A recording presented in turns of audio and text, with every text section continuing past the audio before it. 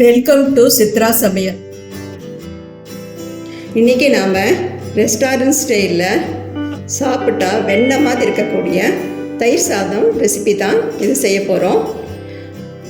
இது school office போகிறவங்க lunch பாக்ஸாக இது எடுத்துகிட்டு போகலாம். ரொம்ப டேஸ்ட்டாக இருக்கும் சாப்பிட. வாங்க இதுக்கு தேவையான பொருளை நம்ம பார்க்கலாம். பச்சரிசி 200 கிராம் ஊற வச்சு வச்சுருக்கேன். தயிர் 200 கிராம், கடுகு உளுத்தம் பருப்பு 1 ஸ்பூன், இஞ்சி ஒரு பீஸ் கட் பண்ணி வச்சுருக்கோம் சின்ன சின்ன துண்டா, கருவேப்பிலை 1 கொத்து, கொத்தமல்லி தழை 1 கொத்து, பச்சை மிளகாய் 2 கட் பண்ணி வச்சுருக்குறோம், ஒரு கைப்பிடி அளவு உலர்ந்த திராட்சை, பெருங்காயத்தூள், பால் 1/4 டம்ளர், இது 250 ml பால், இது 1 டம்ளர் வச்சுருக்கிறேன். ஃபஸ்ட்டு நம்ம கடுகு உளுத்தம் எண்ணெய் ஊற்றி கடுகு உளுத்தம் பருப்பு, இஞ்சி பூண்டு, இது கருவேப்பிலை, கொத்தமல்லி, பச்சை மிளகாய், உலர்ந்த திராட்சை எல்லாம் தாளிச்சிக்கிறோம். அப்புறம் தண்ணி ஊற்றி அரிசி போட்டுட்டு இந்த பால் அதோட ஊற்றி நம்ம குக்கரில் வேக வைக்க போகிறோம். அதுக்கப்புறம் தான் வெந்ததும் இந்த பால் ஊற்றி தயிர் ஊற்றி நம்ம செய்ய போகிறோம். அதுக்கு தான் நான் இந்த 2 பால் வச்சுருக்கிறேன் தனித்தனியாக. வாங்க இது செய்ய ஆரம்பிக்கலாம்.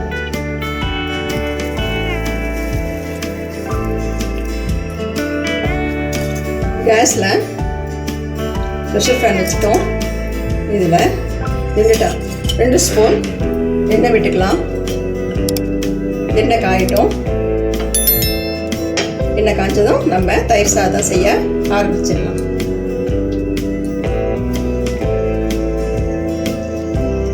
தயிர் சாதம் ரொம்ப என் பேரனுக்கு பிடிக்கும். செய்யும் போதெல்லாம் அவனே நான் தான் சாப்பிடுவேன். நிறையா செய்யுங்க பாட்டின்னு சொல்லுவான்.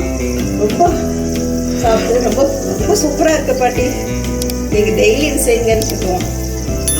அது கேட்கும்போது ரொம்ப சந்தோஷமாக இருக்கு எனக்கு. எண்ணெய் காஞ்சிடுச்சு. நம்ம கடுகு உளுத்தம் பருப்பு போட்டுக்கலாம்.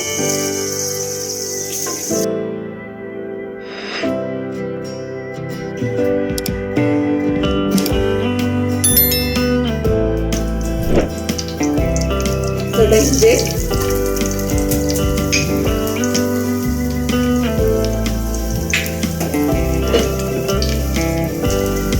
பச்சை மிளகாய்,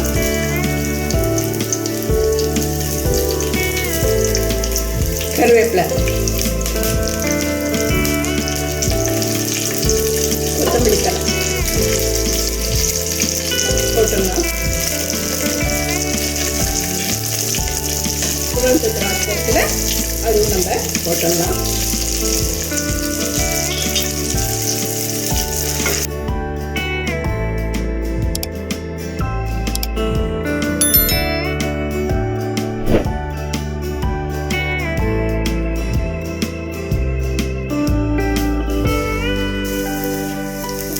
இரநூறு கிராம் அரிசி எடுத்துருக்கல, அதுக்கு 2 டம்ளர் தண்ணி விட்டுக்கலாம்.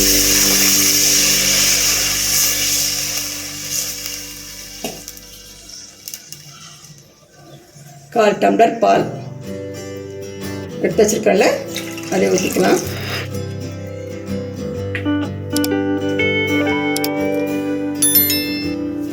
அரிசி போட்டுக்கலாம். 1 டம்ளர் பச்சரிசி செஞ்சால் இன்னும் டேஸ்டாக இருக்கும். அதனால் நான் அன்னைக்கு பச்சரிசி எடுத்துருக்கேன். அப்புறம் கூட நம்ம போட்டுக்கலாம். இப்போ நம்ம தேவையான உப்பு போட்டுக்கிறேன். அதோட பெருங்காய பொடி அது போட்டுக்கலாம். போட்டு பொடி போட்டு வெயிட் வச்சுக்கலாம். ஒரு 5 நிமிஷம் வரணும். அதுக்கப்புறம் நம்ம குக்கர் ஆஃப் பண்ணிடலாம். இப்போ 5 விசில் வந்துடுச்சு. விசில் ஃபேன் ஆஃப் பண்ணிட்டோம். ஸ்டீம் அடங்கிடுச்சு. திறந்து பார்க்கலாம்.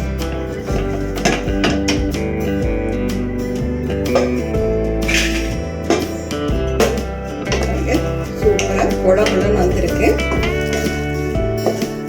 இப்படிதான் இருக்கணும் அது. இது கொஞ்சம் நேரம் ஆறட்டும். அதுக்கப்புறம் நம்ம பாலும் தயிரும் சேர்த்துக்கலாம். கொஞ்சம் நேரம் ஆற வைக்கலாம். இப்போ சாதம் ஆறிடுச்சு. நம்ம எடுத்து வச்சுருக்கிறேன் காய்ச்சி ஆறின பால் அதை ஊற்றிடலாம். நம்ம சுட சுட ஊற்றக்கூடாது. அப்படி ஊற்றினா கொஞ்சம் நம்மளுக்கு வந்து காமாலை மாதிரி சாப்பிட்டா வந்துடும் நம்மளுக்கு. அதனால தான் நம்ம காய்ச்சி ஆறின பால் தான் ஊற்றிக்கணும். அதுக்கப்புறம் தயிர், இது புளிக்காத தயிர் எடுத்துருக்கோம், அதுவும் ஊற்றிக்கலாம். ரெண்டு நம்ம இப்போ கலந்துக்கலாம். இது மாதிரி செய்யும்போது சாதம்லாம் கொஞ்சம் தட்டத்தில் போட்டு ஆற வச்சப்பறம் தான் லஞ்ச் பாக்ஸை நம்ம கொடுத்தணும். அப்படியே நம்ம வந்து கொடுத்துட்டோம்னா மத்தியானம் சாப்பிடும்போது இது கொஞ்சம் மாதிரி சலசலன்னு இருக்கும், கெட்டு போன மாதிரி இருக்கும். அதனால் கொஞ்சம் ஆறுனது கொஞ்சம் ஆற வச்சுட்டு தட்டில் லஞ்ச் பாக்ஸில் நம்ம போட்டு கொடுக்கணும். இப்போ இந்த தயிர் சாதம் வந்து மத்தியானம் செஞ்சு கொடுக்கணும்னா கொஞ்சம் பால் அதிகம் ஊற்றிட்டு தயிர் கம்மி பண்ணிக்கலாம். அப்போ மத்தியானம் சாப்பிடும்போது ரெண்டு பாலும் தயிரும் சேர்ந்து ரொம்ப டேஸ்ட்டாக இருக்கும். புளிக்காது, புளிச்சு போன மாதிரி இருக்குன்னு சொன்னால அந்த மாதிரி வராமல் ரெண்டு கலந்து சூப்பராக இருக்கும் சாப்பிடும்போது. பாருங்கள், தயிர் சாதம் ரெடி ஆகிடுச்சு. கொல கொலன்னு வந்துடுச்சு. இந்த மாதிரி இதை நம்ம ஒரு தட்டில் பரிமாறிக்கலாம். இப்போ தயிர் சாதம் ஒரு தட்டில் வந்து ட்ரான்ஸ்ஃபர் பண்ணிட்டோம். கேரட்டு, மாதுளப்பழம், உலர்ந்த திராட்சை இதெல்லாம் கலந்து சாப்பிட்டோம்னா ரொம்ப இன்னும் டேஸ்ட்டு கொடுக்கும். அதனால் இப்போ இதை தூவிக்கலாம். நமக்கு பாருங்க நல்லா இருக்குது. இதெல்லாம் கலந்து தயிர் சாதம் சாப்பிட்டா இடையில் இது கடுபடல திராட்சை, கேரட்டு, மாதுளப்பழம் இதெல்லாம் வந்து கடிப்படும் போது இன்னும் டேஸ்ட்டாக கொடுக்கும் நம்மளுக்கு கலந்து சாப்பிடும்போது. இதை வந்து நம்ம பண்ணிக்கலாம். நான் வீட்டில் வந்து சைட் டிஷ் வந்து செஞ்சுருக்கிறேன். பாருங்கள், இந்த உருளைக்கிழங்கு உப்பு காரம் போட்டு வேக வச்சு வச்சுருக்கேன். இது சைட் டிஷ்ஷோடு எடுத்து சாப்பிடும்போது தயிர் சாதத்தோட ரொம்ப டேஸ்ட்டாக கொடுக்கும். நீங்களும் இதே மாதிரி உங்கள் வீட்டில் செஞ்சு பாருங்கள். இந்த வீடியோ உங்களுக்கு பிடிச்சிருந்தா சித்ரா சமையலுக்கு லைக் பண்ணுங்கள், கமெண்ட்ஸ் பண்ணுங்கள், சப்ஸ்கிரைப் பண்ணுங்கள். உணவே மருந்து. மிக்க நன்றி.